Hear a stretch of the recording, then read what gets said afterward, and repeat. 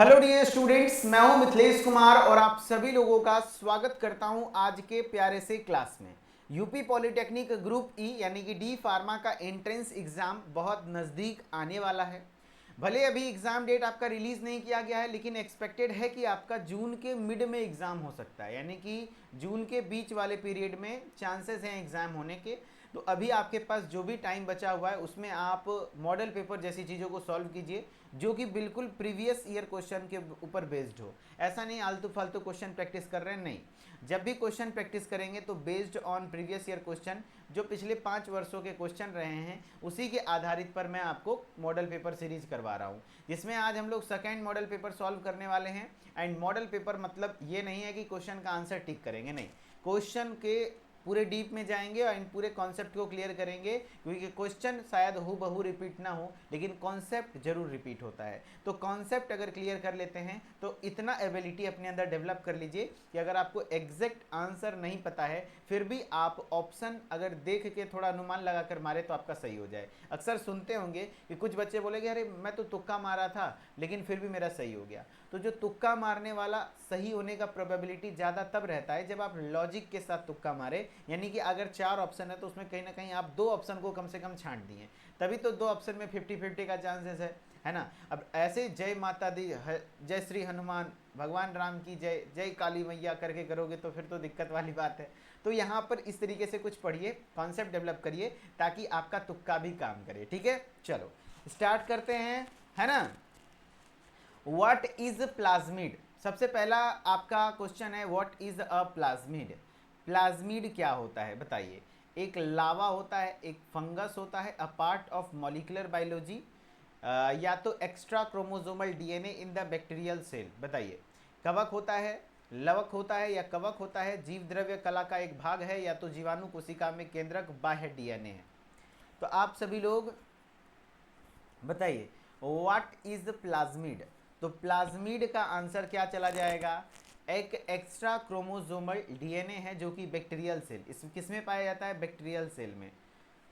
Bacterial cell में किस में पाया जाता है, बैक्टीरियल सेल में। आंसर हो जाएगा डी। याद कीजिए जब मैंने आपको बैक्टीरिया पढ़ाया था तो उसमें बताया था कि बैक्टीरिया का जो डीएनए है वो बैक्टीरियल डीएनए आपका कोई भी न्यूक्लियस के अंदर नहीं होता है ना। चूंकि ये न्यूक्लियस के अंदर नहीं होता है, ऐसे जैसे तैसे लफ्जा होता है, इसलिए इसका नाम दे दिया गया है न्यूक्लियोइड, है ना, न्यूक्लियोइड। हाँ, तो ये क्रोमोसोमल डीएनए है, लेकिन उसके अलावा जो सर्कुलर गोल गोल शेप्ड का प्लाज्मिड डीएनए भी पाया जाता है। ऐसे होता है ना, बैक्टीरिया के अंदर गोल गोल शेप का क्या होता है, प्लाज्मिड डीएनए होता है, जो कि आपके ये क्या होते हैं, सर्कुलर होता है। ध्यान रखना 2-3 पॉइंट इसके बारे में, सर्कुलर होता है, एक्स्ट्रा क्रोमोसोमल, ये क्रोमोसोमल डीएनए उससे हटके है, तो ये एक्स्ट्रा क्रोमोसोमल डीएनए है। एंड उसके साथ साथ कहाँ पाया जाता है, सिर्फ बैक्टीरिया में पाया जाता है ना, सिर्फ बैक्टीरिया में पाया जाता है। तो यहाँ पर देखो लिखा हुआ है ना, एक्स्ट्रा क्रोमोसोमल डीएनए, यानी क्रोमोसोम के अलावा ही डीएनए है जो किस में पाया जाता है, बैक्टीरियल सेल में पाया जाता है। तो आंसर क्या हो जाएगा, डी। तो आप लोग इस तरीके के क्वेश्चन को अगर गलत करोगे तो फिर कैसे उम्मीद कर सकते हैं कि आप लोग अच्छा स्कोर करेंगे, फिर दिक्कत वाली बात होगी। देखो क्या कह रहा है, a plasmid is an extra chromosomal DNA molecule found in bacterial cell, जो कि बैक्टीरियल सेल में पाया जाता है, एंड सम अदर माइक्रोरियम, और कुछ सूक्ष्म जीवों में पाया जाता है। This means it's a small, ये छोटा होता है, सर्कुलर पीस होता है डीएनए का जो एग्जिस्ट करता है बैक्टीरियल क्रोमोसोम के आउटसाइड, यानी बैक्टीरियल क्रोमोसोम से हट के। एंड ये बायोटेक्नोलॉजी में वेक्टर की तरह भी काम करता है, वेक्टर की तरह भी काम करता है इन बायोटेक्नोलॉजी, है ना। ओके, तो पहला क्वेश्चन क्लियर हुआ। क्या क्या, प्लाज्मिड बताओ किस में पाया जाता है। अब आप लोगों से एक सवाल है, आप लोग आंसर करना, प्लाज्मिड किस में पाया जाता है बताओ, यूकैरियोटिक सेल में या तो प्रोकैरियोटिक सेल में। देखता हूँ आप लोग का आईक्यू कितना है, बताओ आप सभी लोग भाई, यूकैरियोटिक सेल में होगा या प्रोकैरियोटिक सेल में होगा। तो कुछ बच्चे आंसर कर रहे हैं प्रोकैरियोटिक, वेरी गुड। जो भी लोग प्रोकैरियोटिक बोल रहे हैं बिल्कुल सही, क्योंकि जितने भी बैक्टीरिया वगैरह आते हैं, है ना, जितने भी बैक्टीरिया वगैरह आते हैं वो किस में आता है, किस में आता है, तो वो आपका प्रोकैरियोटिक सेल के अंतर्गत आता है। तो अगर सवाल ऐसे आ जाए कि प्लाज्मिड किस में प्रेजेंट होता है, यूकैरियोटिक सेल में या प्रोकैरियोटिक सेल में, तो आपको मैंने बताया बैक्टीरिया, जब भी प्लाज्मिड होगा बैक्टीरिया में होगा, एंड बैक्टीरिया क्या है, एक प्रकार का प्रोकैरियोटिक है ना, वेरी गुड, प्रोकैरियोटिक। चलो प्रोकैरियोटिक आ गया तो आपसे मैं एक सवाल और पूछना चाहूँगा, क्योंकि आप लोगों का अब फुल सिलेबस का टेस्ट चल रहा है, तो अब तो कोई ऐसा बाउंडेशन नहीं है कि सर ये नहीं पढ़े हैं वो नहीं पढ़े हैं, सब कुछ पढ़ चुके हैं, है ना, नहीं पढ़े हैं तो पढ़ने का अब टाइम है भी नहीं आपके पास, अब रिविजन करना है सिर्फ। प्रोकैरियोटिक सेल में राइबोसोम किस टाइप का होता है बताओ। आप सभी लोग सीधा सीधा सवाल आया हुआ है, मैं बताया ना मॉडल पेपर जो सॉल्व कराऊंगा, ये क्वेश्चन जो है वो तो ठीक है, मैं अपने मन से 10 क्वेश्चन पर क्वेश्चन में करवाऊंगा जो कि आपके प्रैक्टिस के लिए होगा। बताओ प्रोकैरियोटिक सेल में जो राइबोसोम है वो कैसा होता है, तो 70S राइबोसोम, वेरी गुड, सारे बच्चे आंसर कर रहे हैं 70S राइबोसोम। अच्छा 70S राइबोसोम के सब यूनिट्स का नाम बताइए, 70S राइबोसोम के सब यूनिट्स का नाम बताइए। तो ये इसका सब यूनिट होता है 50S प्लस 30S, ऐसा नहीं लिख देना 40 प्लस 30, नहीं 50S प्लस 30S होता है। एंड बोलिएगा सर इसको तो जोड़ेंगे 80 पुर जाएगा, तो 80 नहीं भैया, ओवरलैप कर जाता है, ठीक है। अच्छा यूकैरियोटिक सेल का राइबोसोम कैसा होता है, यूकैरियोटिक सेल का राइबोसोम कैसा होता है बताओ। तो यूकैरियोटिक सेल का राइबोसोम, वेरी गुड, 80S होता है, 80S। अच्छा इसका सब यूनिट क्या है, 60S plus 40S, 60S plus 40S आपका इसके सब यूनिट हैं। चलिए फिर इस क्वेश्चन को ख़त्म करते करते आप सभी लोगों से सवाल है, which cell organelle is known as protein factory, यानी कोशिका का प्रोटीन फैक्ट्री किसको कहते हैं, प्रोटीन फैक्ट्री, ध्यान रखना, protein factory of the cell, protein factory of the cell किसको कहते हैं। तो प्रोटीन सिंथेसिस मेनली कहाँ होता है, तो इसी राइबोसोम में होता है। तो यही जो आपका राइबोसोम चचा है ना, इसी को आपका प्रोटीन फैक्ट्री कहते हैं। And ribosome is the cell organelle which are present in prokaryotic as well as eukaryotic, यानी कि राइबोसोम ही एक ऐसा सेल ऑर्गेनल है जो कि सेल के कहते प्रोकैरियोटिक में भी होता है एंड आपका यूकैरियोटिक में भी होता है, बस अंतर है उसके आपके 70S और 80S होने का। एंड प्रोकैरियोटिक सेल में ये जो राइबोसोम होता है बताओ आप लोगों से, ये सिंगल मेम्ब्रेन बाउंड स्ट्रक्चर है या डबल मेम्ब्रेन बाउंड स्ट्रक्चर है बताओ। ये सिंगल मेम्ब्रेन यानी राइबोसोम का जो स्ट्रक्चर होता है ये सिंगल मेम्ब्रेन बाउंड होता है या डबल मेम्ब्रेन बाउंड, तो ध्यान रखना एकल झिल्ली युक्त संरचना है, यानी सिंगल मेम्ब्रेन बाउंड स्ट्रक्चर होता है, सिंगल मेम्ब्रेन बाउंड स्ट्रक्चर होता है, ठीक है। चलो सीधा सीधा सवाल, 5 सवाल पूछ रहा हूँ, जवाब दे देना। बताओ प्लाज्मिड क्या होता है, तो ये एक एक्स्ट्रा क्रोमोसोमल डीएनए है जो बैक्टीरिया के सेल में पाया जाता है। अच्छा बताओ बैक्टीरियल सेल जितने भी हैं वो यूकैरियोटिक हैं या प्रोकैरियोटिक हैं, तो प्रोकैरियोटिक एग्जाम्पल हैं। तो फिर प्लाज्मिड कहाँ होगा, यूकैरियोटिक या प्रोकैरियोटिक में, तो प्रोकैरियोटिक में होगा, very good. And prokaryotic cell में बताओ राइबोसोम कैसा होता है, तो राइबोसोम 70S का होता है। अच्छा बताओ 70S का सब यूनिट कैसे होते हैं, तो 50S प्लस 30S। अच्छा यूकैरियोटिक सेल में कैसे राइबोसोम होते हैं, 80S राइबोसोम होता है एंड उसके सब यूनिट्स 60S प्लस 40S। आप कहेंगे सर 60 प्लस 40 तो 100 पुर जाता है, तो भैया ये ओवरलैप करता है, इसलिए ध्यान रखना ये ऐसा ही होता है। एंड प्रोटीन फैक्ट्री किसको कहते हैं, राइबोसोम को कहते हैं। एंड राइबोसोम एक सिंगल मेम्ब्रेन बाउंड स्ट्रक्चर है जो कि prokaryotic as well as eukaryotic cell दोनों में पाया जाता है, ठीक है। चलो तो स्टार्ट करें, इसको ख़त्म करते हैं, हो गया ना पहला क्वेश्चन अच्छे से, हाँ वेरी गुड। तो मेरा फोकस पता है ना, ऐसे करके डिटेल में पढ़ना, और जो भी मेरे मुंह से निकल रहा भैया आप लोग के एग्जाम के लिए बहुत इंपॉर्टेंट है, ध्यान रखना। Which part of banana is edible, यानी केले का खाने योग्य भाग क्या है, ऐसे सवाल आते हैं आपके एग्जाम में। मैं एक चार्ट दे दूंगा आपको, एनसीईआरटी में जो जो लिखा हुआ है जिसका कौन कौन सा पार्ट खाया जाता है वो आपको याद रखना है। जैसे बनाना का कौन सा पार्ट आपका खाया जाता है, एक्सटर्नल फ्रूट पल्प यानी बाह्य फल भित्ति, या तो middle fruit pulp and slightly developed internal fruit pulp, internal fruit pulp, slightly developed middle, external fruit pulp and middle fruit pulp. बताओ तो इसका आंसर हो जाएगा बाह्य फल भित्ति तथा मध्य फल भित्ति जो होता है, आंसर नंबर डी। केले का जो खाने योग्य भाग होता है ये जो पल्प वाला भाग है, तो एक्सटर्नल फ्रूट पल्प और इंटरनल फ्रूट पल्प, ये है ये पिल है यानी कि छिलका है, इसका जो एक्सटर्नल और अंदर वाला पार्ट होता है वो देखो क्या कह रहा है, the edible part of banana consist of both external fruit pulp जो येलो पार्ट होता है जिस पर पिल लगा होता है, एंड मिडिल पल्प जो कि अंदर में होता है ना, वाइट होता है, वो दोनों पार्ट खाने योग्य होता है और खाते भी हैं लोग, ठीक है। अब एग्जाम में काफ़ी बार आए हुए हैं सवाल किसका, देखो सबका नहीं आता, जिसका जिसका आता है उसका मैं याद करवा देता हूँ। देखो सबसे पहले तो आपका एप्पल का आता है ना, एप्पल का कौन सा भाग खाया जाता है, तो ध्यान रखना आपका जो थैलेमस है, ये थैलेमस वाला भाग जो होता है ना, ये आपका एप्पल का होता है, थैलेमस वाला भाग जो होता है apple, and apple is the false fruit, apple false fruit का एग्जाम्पल है। अच्छा फ्रूट बताओ, ये जो फल का निर्माण होता है, जो ओवरी है वो जब कोई भी फ्लावर मेच्योर होता है, पता है ना, इतना तो पता होगा कि ओवरी और ओव्यूल ही जा करके फ्रूट और बीज बनता है। तो ओवरी जो होता है वो क्या चीज़ में कन्वर्ट हो जाता है, तो ओवरी से ही फ्रूट बनता है। जब फूल का जो ओवरी है वही फूल जब वही मेच्योर होता है तो ओवरी उसका किस में कन्वर्ट हो जाता है, फ्रूट में। एंड ओव्यूल किस में कन्वर्ट हो जाता है, सीड्स में। यानी जितने भी उसके ओवरी हैं वो सब उसका फ्रूट बन जाएगा, है ना, एंड जितने भी ओव्यूल हैं वो उसके सीड बन जाएंगे, राइट। तो ट्रू फ्रूट उसको कहते हैं जिसका फ्रूट किससे डेवलप हो, ओवरी से। लेकिन एप्पल का फ्रूट कहाँ से डेवलप हो रहा है, थैलेमस से।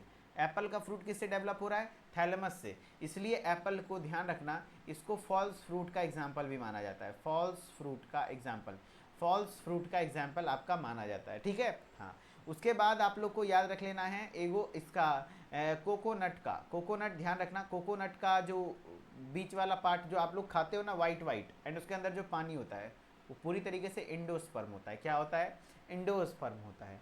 एंड आपका जो मैंगो है, मैंगो का जो बीच वाला पार्ट है मीजोकार्प, वो खाते हैं। एंड लीची का क्या खाते हैं, फ्लेसी एरिल खाते हैं, फ्लेसी एरिल, है ना, फ्लेसी एरिल खाया जाता है। एंड और कुछ है जो कि आपके एग्जाम में पूछा जाता है, नहीं और कुछ नहीं है, जो पूछा जाता है मैंने बता दिया आपको, ठीक है। इतना याद रख लेना, लीची, मैंगो, कोकोनट, एप्पल, एप्पल का याद रख लेना थैलेमस, जो कि फॉल्स फ्रूट के अंतर्गत आता है, ठीक है।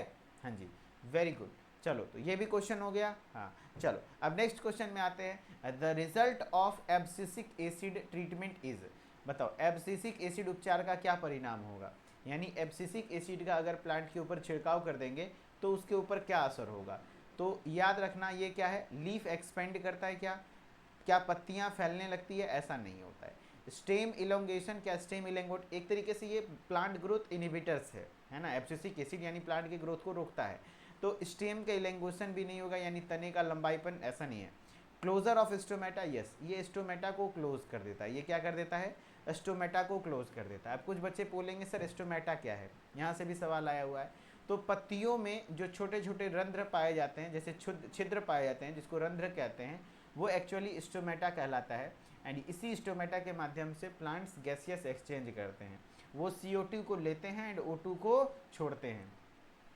एंड प्लांट बताओ किस प्रक्रिया के माध्यम से O2 गैस रिलीज करता है, तो वो प्रक्रिया क्या है, फोटोसिंथेसिस, क्या है, प्रकाश संश्लेषण के माध्यम से प्लांट O2 गैस रिलीज करता है। एंड ध्यान रखना ये स्टोमेटा, यही स्टोमेटा अगर किसी के ऊपर एब्सिसिक एसिड का छिड़काव कर दिया जाए तो ये स्टोमेटा बंद हो जाता है, जैसे कि गैसियस एक्सचेंज नहीं होगा। एंड गैसियस एक्सचेंज नहीं होगा तो वहाँ खाना नहीं बनेगा और वो पत्तियाँ कहीं कहीं कहीं कहीं टूट करके गिर जाएगी, है कि नहीं। हाँ, तो क्लोजर ऑफ स्टोमेटा, है ना, ध्यान रखना, क्लोजर ऑफ स्टोमेटा का काम है ये, क्लोजर ऑफ स्टोमेटा इसका काम होता है। तो बोले एब्सिसिक एसिड को ABA के नाम से जानते हैं। ये एक प्लांट हार्मोन है जो इंपॉर्टेंट रोल प्ले करता है regulating various physiological process, particularly in the response to stress condition. One of its primary effect is the closure of stomata. इसका एक कारण ये भी है कि ये स्टोमेटा को क्लोज कर देता है, जो कि स्मॉल पोर्स होते हैं लीफ के सरफेस पर पाया जाता है या स्टेम्स के, जिससे कि गैसियस एक्सचेंज होता है एंड वहाँ पर कार्बन डाइऑक्साइड इनटेक किया जाता है फॉर फोटोसिंथेसिस, ताकि फोटोसिंथेसिस हो सके। एंड किस गैस का रिलीज होता है, ऑक्सीजन का, वाटर वेपर भी वगैरह भी यहीं से रिलीज होता है ना। हाँ वेरी गुड, ध्यान रखना। तो एब्सिसिक एसिड ये क्या करेगा, स्टोमेटा को क्लोज करने का काम करता है। एंड स्टोमेटा आपका क्या होता है, इसके माध्यम से गैसेस एक्सचेंज होता है। एंड एक बार स्टोमेटा से मेरे एंट्रेंस एग्जाम में सवाल आया हुआ था, तो मैं आप लोगों में भी ऐड कर देता हूँ, उम्मीद है कि एग्जाम में आएंगे, अक्सर पूछा जाता है। NCERT में ये डायग्राम भी दिया हुआ है कि भैया बताओ मोनोकॉट प्लांट जो होता है एंड डाइकॉट प्लांट होता है, दोनों में आपके क्या पाए जाते हैं, स्टोमेटा। दोनों के स्टोमेटा का सेल अलग अलग होता है। जैसे स्टोमेटा जो बना हुआ है, देखो ये है ना स्टोमेटा जो बना हुआ है, इस सेल को गार्ड सेल के नाम से जानते हैं। तो जो स्टोमेटा में आपका जो डाइकॉट प्लांट होते हैं उसमें जो स्टोमेटा होता है उसका जो गार्ड सेल का शेप होता है वो बीन शेप्ड होता है। बीन शेप या तो किडनी शेप बोल दो, या तो आप बोल दो किडनी शेप्ड, या तो आपका किडनी शेप या तो बीन शेप्ड होता है। जबकि अगर आप बात करेंगे मोनोकॉट प्लांट की, अगर बात करेंगे आप मोनोक्लाट प्लांट की, तो उसका जो आपका होता है डम्बेल शेप्ड गार्ड सेल होता है। उसका जो गार्ड सेल का शेप कैसा होता है, डम्बेल उठा है ना बॉडी बनाने वाला, ये जो होता है ना इस टाइप से होता है इसका शेप, ये देखो आपको दिख भी रहा है अगर यहाँ पे डम्बेल शेप का। तो ऐसा पूछा गया था कि भाई डाइकोट प्लांट के जो स्टोमेटा होते हैं वो कैसा होता है। तो स्टोमेटा का जो गार्ड सेल है वो बीन शेप्ड होता है, यानी किडनी शेप्ड होता है, जबकि जो मोनोकॉट होता है उसका डम्बेल शेप होता है। ठीक है, मोनोकॉट होगा वो डम्बेल शेप होगा। एंड इसका ट्रिक है, डाई मतलब दो, मोनो मतलब एक। जो मोनो है यानी अकेले है उसको बॉडी बनाना पड़ेगा, जो दो है उसको बॉडी बनाने की जरूरत है नहीं, वो बॉडी नहीं भी बनाएगा तो चलेगा। जो अकेले है उसको बॉडी बनाना पड़ेगा, तो बॉडी बनाने के लिए किसका इस्तेमाल है, डम्बेल का। तो हम ऐसे याद रखे हुए, मोनोकॉट यानी अकेले था, एंड अकेले वाले को बॉडी जरूरी है, नहीं तो मारबो करेगा उसको, है ना। तो बॉडी किसे बनाएगा, डम्बेल से। ठीक है, हाँ डम्बेल शेप्ड होता है। चलो नेक्स्ट है, by whom is silk thread produced, यानी रेशम के धागे का उत्पादन किसके द्वारा होता है। Adult mail silk worm, adult female silk worm, cocoon of silk moth या लार्वा ऑफ सिल्क मॉथ, बताइए। तो किसके द्वारा सिल्क थ्रेड का निर्माण होता है। तो सेरीकल्चर जानते हैं आप सभी लोग, सेरीकल्चर। सेरीकल्चर मतलब क्या होता है बताइए। सेरीकल्चर मतलब होता है रेशम कीट का पालन करना, है ना, कल्टीवेशन ऑफ, है ना, जो आपका होता है रेशम कीट सिल्क वॉर्म, उसको सेरीकल्चर कहते हैं। ठीक है, तो जो सिल्क थ्रेड बनता है, आपको जानकर हैरानी होगी कि जो फीमेल वाली सिल्क वॉर्म होती है ना, एडल्ट, एडल्ट नहीं, एडल्ट फीमेल सिल्क वर्म से बनता है। मैं आपको बताता हूँ कैसे, देखना। ये देखो सेरीकल्चर है, सेरीकल्चर का मतलब पहली बात तो यही सवाल आता है, जो आपका कल्टीवेशन ऑफ सिल्क वर्म है वो सेरीकल्चर कहलाता है। कह रहा है देखो, silk thread is produced by adult female silk worm, यानी जब फीमेल सिल्क वर्म एडल्ट हो जाती है ना, यानी लार्वा से वो कैटरपिलर बन जाती है ना, लार्वा से वो क्या बन जाती है,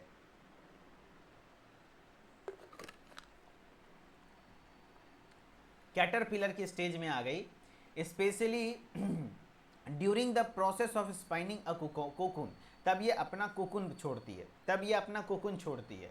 एंड द सिल्क वर्म, ध्यान रखना, the silk worm which is larval stage of the, क्या है, the silk worm which is the larval stage of silk moth bombyx mori, ध्यान रखना, जो सिल्क वर्म का जो लार्वल स्टेज है, वो लार्वा वाला स्टेज है, वो बॉम्बिक्स मोरी कहलाता है। वो एक प्रोटीनिशियस फ्लूइड को सिक्रीट करता है स्पेशलाइज्ड ग्लैंड से, जिसको हम लोग क्या कहते हैं, स्पिनरेट्स कहते हैं। ठीक है, as the fluid comes into contact with air, ये जब अपना फ्लूइड निकालता है तो वही फ्लूइड कहीं ना कहीं सॉलिडिफाई होता है एंड सिल्क फाइबर में कन्वर्ट हो जाता है। एंड सिल्क वर्म वो रैप कर देता है फाइबर्स अपने और, ताकि उसके प्रोटेक्टिव कोकून बन सके, है ना, एंड उससे फिर हम लोग थ्रेड बनाते हैं। तो एक्चुअली जो वो कोकून बनाने का काम, मैं मान रहा हूँ कोकून आपका गलत नहीं होगा, लेकिन कोकून बनाता कौन है, मेल या फीमेल, तो यहाँ पे एडल्ट फीमेल सिल्क वर्म हो जाएगा, है ना। कोकून ये होता है जो कि ये कोकून बना रहा है ना, ये वाइट वाइट जो दिख रहा है, इसी को हम लोग कोकून कहते हैं। ठीक है, हाँ। तो सिल्क थ्रेड प्रोड्यूस होता है, ध्यान रखना, पूछा जाएगा सिल्क वर्म का बायोलॉजिकल नेम क्या है, यानी कि उसका जो साइंटिफिक नेम है तो क्या है, बॉम्बिक्स मोरी है। एंड ये किस फैमिली से बिलोंग करता है, बोविडे फैमिली से बिलोंग करता है। एंड ध्यान रखना, जो सिल्क वर्म है वो आपका, इसकी खेती क्या कहलाती है, यानी कि कल्टीवेशन ऑफ सिल्क वर्म क्या कहलाता है, तो ध्यान रखना सेरीकल्चर कहलाता है। क्या कहलाता है, सेरीकल्चर कहलाता है। अब आप लोगों से डाउट है, एपीकल्चर मतलब क्या होता है, बताओ एपीकल्चर मतलब क्या होता है, एपीकल्चर। पीसी कल्चर मतलब क्या होता है, पीसी कल्चर मतलब क्या होता है, आप सभी लोग बताओ। एपीकल्चर मतलब होता है, बताओ, एपीकल्चर हनी बी का कल्टीवेशन करना, यानी मधुमक्खी का पालन करना आपका कहलाता है एपीकल्चर। पीसी कल्चर फिश का, मत्स्य पालन को, है ना, फिश का पालन को हम लोग क्या कहते हैं, पीसी कल्चर कहते हैं। ठीक है, याद रख लेना। ठीक है, हाँ वेरी गुड। कह रहा है positive agent of Japanese encephalitis is, बताइए जापानी इंसेफ्लाइटिस का पॉजिटिव एजेंट क्या है, यानी जापानी इंसेफ्लाइटिस का कारक होता है, जापानी इंसेफ्लाइटिस का कारक है, the positive agent of Japanese encephalitis. तो क्या हो जाएगा आंसर, बैक्टीरियम, वायरस, प्रोटोजोआ या फंगस, यानी जापानी इंसेफ्लाइटिस का कारक होता है जीवाणु, विषाणु, प्रोटोजोआ या फफूंद। तो जापानी इंसेफ्लाइटिस का जो कारक होता है वो वायरस होता है, जापानी इंसेफ्लाइटिस वायरस। ठीक है, विषाणु ही होता है। ठीक है, ध्यान रखना, हाँ वेरी गुड, बहुत अच्छा आंसर कर रहे हैं आप लोग। वायरस होता है, देखो जापानी encephalitis is caused by virus, किसके द्वारा, वायरस। एंड स्पेशली नाम क्या है, JEV, यानी जापानी इंसेफ्लाइटिस वायरस। एंड ये आपका फ्लेवीवेरिडे फैमिली से बिलोंग करता है। एंड ये वायरस प्रीमियरली ट्रांसमिट होता है इन्फेक्टेड मॉस्क्यूटो के बाइंड होने से, एंड वो मॉस्क्यूटो कौन सा है, क्यूलेक्स। एंड ये क्वेश्चन का खदान है, कौन सी बीमारी किस मच्छर के द्वारा फैलती है। जैसे कॉजिटिव एजेंट तो जापानीज इंसेफ्लाइटिस है, लेकिन फैलता ये क्यूलेक्स नाम का मच्छर। 3 मच्छर है देखो, एडीज, एनोफिलीज, क्यूलेक्स, सब फीमेल मच्छर। मेल मच्छर याद रखना इंसान को नहीं काटता, वो खून नहीं पीता है, वो खून नहीं पीता, फिर वो जिंदा कैसे रहता है, नाला वाला के पास रह करके वो जिंदा रहता है, वो कूड़ा कचरा खाता है, उसको रह करके जिंदा होता है गंदगी पर। लेकिन जो फीमेल मच्छरनी होती है, कहते हैं ना ऐसे ही नहीं, जो महिलाओं के होठ लाल होते हैं, न जाने कितनों के खून पिए हैं, तो मच्छर कभी खून नहीं पीता है, मच्छरनी खून पीती है ना, सही कहा गया है। तो जो भी मच्छर वाली बात हो रही है, यहाँ पे एडीज की बात हो रही हो, देखो ध्यान से सुनना, यहाँ पर अगर female Aedes, female Anopheles, female Culex, ये सब मच्छर का ही टाइप है। अगर बात करोगे क्यूलेक्स मॉस्क्यूटो के कारण कौन कौन सा बीमारी फैलता है, तो जो फाइलेरिया एंड जापानीज इंसेफ्लाइटिस, अगर आपको दिख रहा होगा तो ध्यान रखना, फाइलेरिया एंड जापानीज इंसेफ्लाइटिस जो है वो आपके क्यूलेक्स मॉस्क्यूटो के कारण फैलता है। एंड क्यूलेक्स याद करो, फाइलेरिया बीमारी जो होता है, ये जो आपका फाइलेरिया है, फाइलेरिया को और एक नाम से जानते हैं हाथी पाँव, हाथी पाँव इसी को, इसमें पाँव फूल जाता है, एंड इसी को एलिफेंटियसिस के नाम से जानते हैं, एलिफेंटियसिस, है ना। हाँ, एंड इसके जो पॉजिटिव एजेंट होते हैं वो वुचिनेरिया बैंक्रॉफ्टी होता है, वुचिनेरिया बैंक्रॉफ्टी के कारण होता है, ठीक है। अब मलेरिया का जो फैलाने वाला होता है वो क्या होता है, मादा एनोफिलीज मच्छर, मादा एनोफिलीज मच्छर जो होती है मलेरिया को, मलेरिया का वेक्टर है, मलेरिया फैलता है किसके द्वारा है, मादा एनोफिलीज मॉस्क्यूटो के द्वारा, किसके द्वारा, मादा एनोफिलीज मॉस्क्यूटो के द्वारा। एंड मलेरिया का पॉजिटिव एजेंट यानी कारक कौन है, तो प्लाज्मोडियम पैरासाइट, ये जो प्लाज्मोडियम होता है ना, प्लाज्मोडियम पैरासाइट, प्लाज्मोडियम वाइवेक्स होता है, प्लाज्मोडियम फेल्सीपेरम, प्लाज्मोडियम ओवेल, 3 गो है, ठीक है। एंड ध्यान रखना आपका एडीज मॉस्क्यूटो क्या फैलाता है, तो डेंगू, एडीज मॉस्क्यूटो क्या फैलाता है, डेंगू, ये देखो डेंगू और चिकनगुनिया, डेंगू जो कि आर्बो वायरस के कारण होता है, डेंगू किसके कारण होता है, आर्बो वायरस के कारण होता है, आर्बो वायरस, लेकिन वो फैलता किसके कारण है, तो आपका एडीज मॉस्क्यूटो के कारण। एंड चिकनगुनिया ध्यान रखना जो कि आपका एडीज मॉस्क्यूटो के द्वारा फैलता है, ठीक है। हाँ जी, तो ये सब आपको याद रखना है, कौन सा बीमारी किसके कारण फैलता है, बहुत ज़्यादा कन्फर्म है, एक क्वेश्चन इस साल रहेगा इससे। बताओ भाई कौन मच्छर किसके फैलाता है, बताओ। तो फलेरिया किसके द्वारा, क्यूलेक्स मॉस्क्यूटो, इसका पॉजिटिव एजेंट वुचिनेरिया बैंक्रॉफ्टी। अच्छा बताओ भैया मलेरिया किसका पॉजिटिव एजेंट, प्लाज्मोडियम वाइवेक्स, है ना। बताओ भैया जो मलेरिया का वेक्टर है वो कौन है, तो एनोफिलीज मॉस्क्यूटो है। फिर डेंगू का पॉजिटिव एजेंट आर्बो वायरस, जो कि या तो डेंगू वायरस बोल सकते हैं, जो कि कहीं ना कहीं आपका एडीज मॉस्क्यूटो के कारण होता है। एंड चिकनगुनिया का भी पॉजिटिव एजेंट याद कर ही लीजिएगा, मेरे ध्यान से उतर गया है। चिकनगुनिया का आपका पॉजिटिव एजेंट क्या होता है, किसी को याद है तो बताइए, है ना। एंड मेरे ध्यान से उतर गया है, टोगा वायरस शायद होता है, ये भी वायरल डिजीज़ है, थोड़ा की कहते हैं मेरे ध्यान से उतर रहा है, आप लोग गूगल करके देख लीजिएगा थोड़ा, ठीक है। हाँ, इसका भी पॉजिटिव एजेंट याद रख लीजिएगा, ध्यान से उतर गया है। चलो नेक्स्ट क्वेश्चन है आप सभी लोगों से, क्वेश्चन है फटाफट जवाब दीजिएगा। In the human body which one of the following is not a digestive enzyme, मानव तंत्र में निम्नलिखित में से कौन सा एक पाचक एंजाइम नहीं है, पाचक एंजाइम नहीं है ना, है ना। चलो कोई बात नहीं, है ना। इन द ह्यूमन बॉडी में कौन सा ऐसा है जो डाइजेस्टिव एंजाइम नहीं है, मानव तंत्र में निम्नलिखित में से कौन सा एक पाचक एंजाइम नहीं है, बताइए पाचक एंजाइम कौन सा नहीं है ना।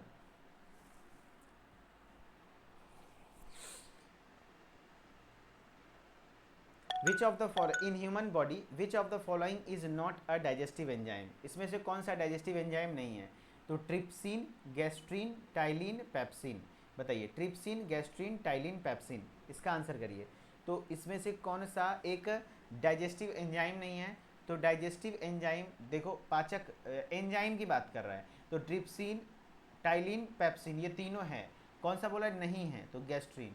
गैस्ट्रीन एक्चुअली हार्मोन है, गैस्ट्रीन भी होता है लेकिन ये एंजाइम नहीं है, हार्मोन है जो कि एसिड के सिक्रेशन को स्टिमुलेट करता है, ठीक है, ध्यान रखना। तो वही बोल रहा है गैस्ट्रीन, देख लो गैस्ट्रीन जो होता है ये आपका नॉट डाइजेस्टिव एंजाइम, ये पाचक एंजाइम नहीं है, ये क्या होता है, it is a hormone, stimulate करता है सिक्रेशन ऑफ गैस्ट्रिक एसिड, यानी कि गैस्ट्रिक यानी कि जो स्टोमक में जो ग्लैंड्स हैं सेल्स हैं उसके द्वारा जो हाइड्रोक्लोरिक एसिड निकाला जाता है उसको स्टिमुलेट करने का काम करता है। अब आप लोगों से सवाल है कि बताओ भैया गैस्ट्रिक एसिड है ना, गैस्ट्रिक एसिड यानी HCl का सिक्रीशन स्टोमक के किस सेल के द्वारा होता है?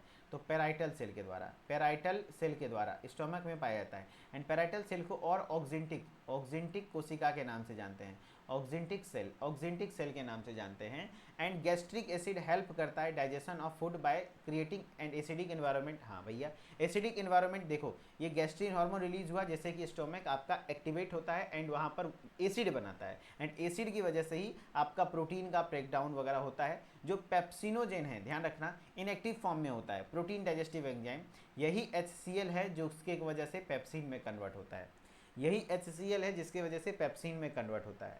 अब एक सवाल एक बार आ गया था, बताइए जो एसिडिक एनवायरनमेंट है यानी कि जो आपके गैस्ट्रिक एसिड होते हैं वो HCl है, उसका pH कितना होता है, कितना pH होता है? तो 1.2 to 1.8 यानी हाईली एसिडिक। इतना pH का एसिड अगर आपके हाथ पे डाल दिया जाए तो हाथ जल जाएगा, है ना।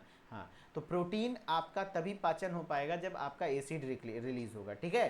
हाँ जी, तो ध्यान रखिएगा, ये gastrin is not a enzyme, gastrin is a digestive hormone, ठीक है, very good, which stimulates the gastric acid production from the parietal और ऑक्जेंटिक सेल, ओके। हाँ, अब आपके अलग अलग ऑर्गन हैं, उसके एंजाइम्स की बात करें, माउथ में आपके कौन से एंजाइम होते हैं? सेलिवरी एमाइलेज, इसी को पटाइलिन के नाम से भी जानते हैं, टाइलिन, है ना।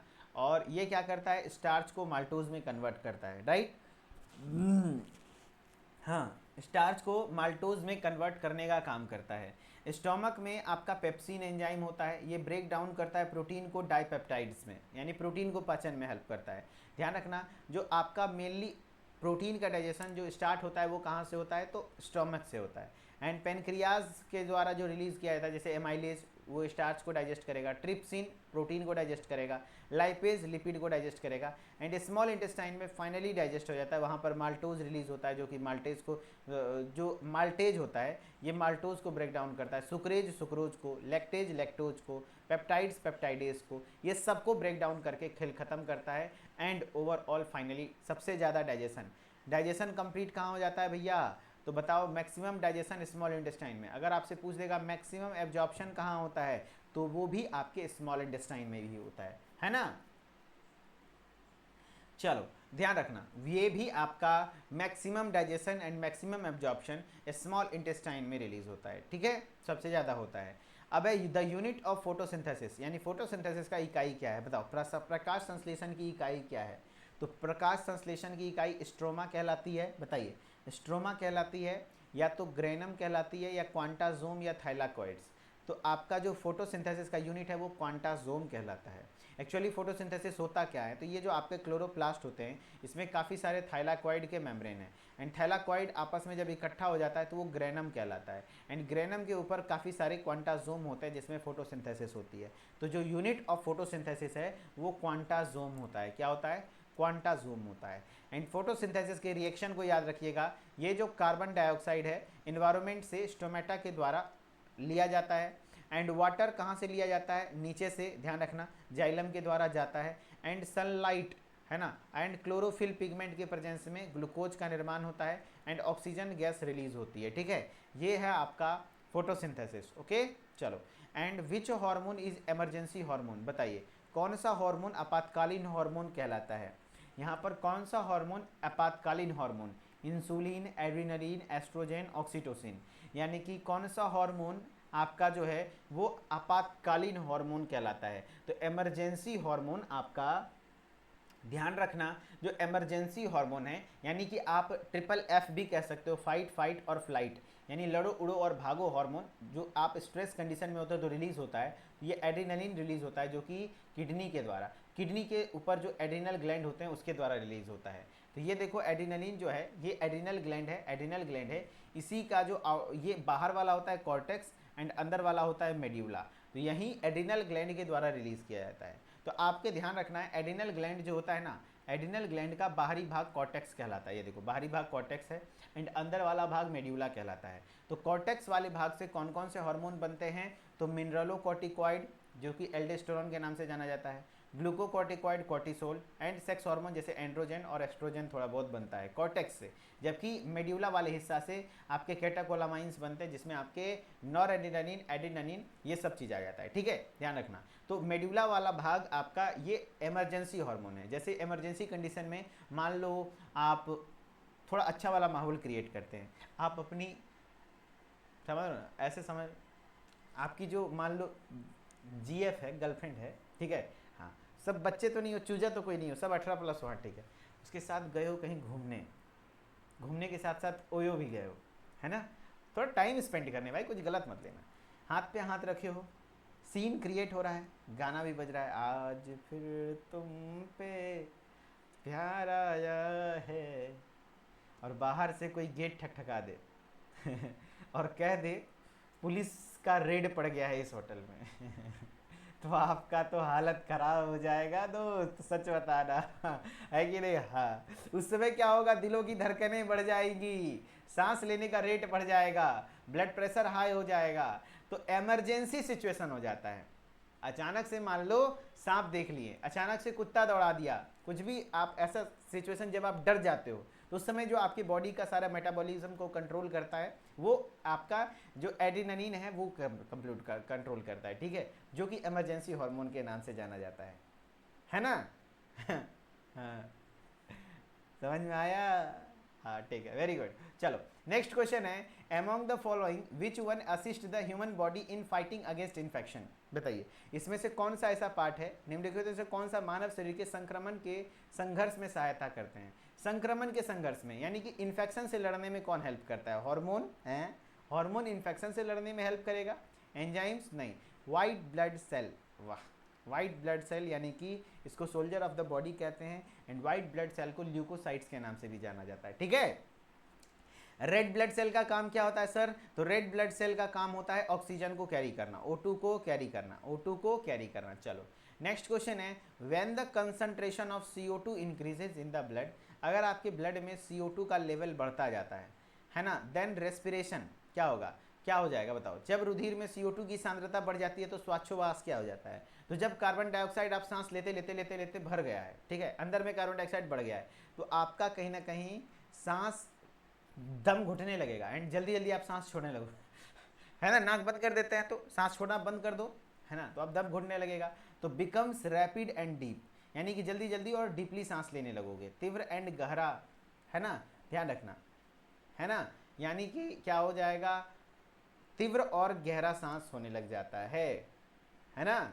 चलो तो फाइनली आप सभी लोगों का मॉडल पेपर सेकेंड कंप्लीट हुआ एंड उम्मीद करता हूँ आप सभी लोगों को क्लास अच्छा लगा होगा, एंड क्लास अगर अच्छा लगा इस तरीके से अच्छे से एक्सप्लेन करके पढ़िएगा तो आपके एग्जाम में बहुत ज़्यादा हेल्प करेगा। डायरेक्टली मॉडल पेपर से आपको क्वेश्चन देखने को मिलेंगे, एंड सभी लोग जो ऐप पर जुड़े हुए हैं एंड वो रिकॉर्डेड लेक्चर को जरूर प्रेफरेंस दें, मैं रियली बता रहा हूँ, आपको दिल से रिकमेंड कर रहा हूँ, सारे लेक्चर्स को रिपीट दीजिए, जो सिलेक्शन लेने वाला बच्चा होता है उसी सिलेक्शन से, उसी से रैंक 1 आया है, रैंक 7 आया है, रैंक 43 आया है, रैंक 52 आया है, रैंक 13 आया है ना, क्या कहते हैं एंट्रेंस एग्जाम में एकदम हूबहू मेरे को याद है रैंक, तो उसी कंटेंट को जो बच्चा पढ़ा है वो अच्छा स्कोर किया है, तो अच्छे से पढ़िए एंड मॉडल पेपर के द्वारा प्रैक्टिस करिए, एंड उम्मीद करता हूँ आप सभी लोग को अच्छा लगा होगा, एंड लास्ट तक क्लास में बने रहने के लिए thank you so much guys. And जो लोग हमारे इंस्टाग्राम से आना चाहते हैं, मिथिलेश सर ऑफिशियल हमारा इंस्टाग्राम आईडी है, वहाँ पर भी आ जाइए ताकि आप अपडेटेड रहें एंड मोटिवेटेड रहें, एंड स्टडी रिलेटेड इन्वायरमेंट वहाँ पर रहता है, फर्स्ट ईयर सेकेंड ईयर के बच्चे रहते हैं, तो आपको कहीं ना कहीं गाइडेंस मिलता रहेगा, आपके सीनियर्स इंटरेक्टेड रहेंगे। ओके,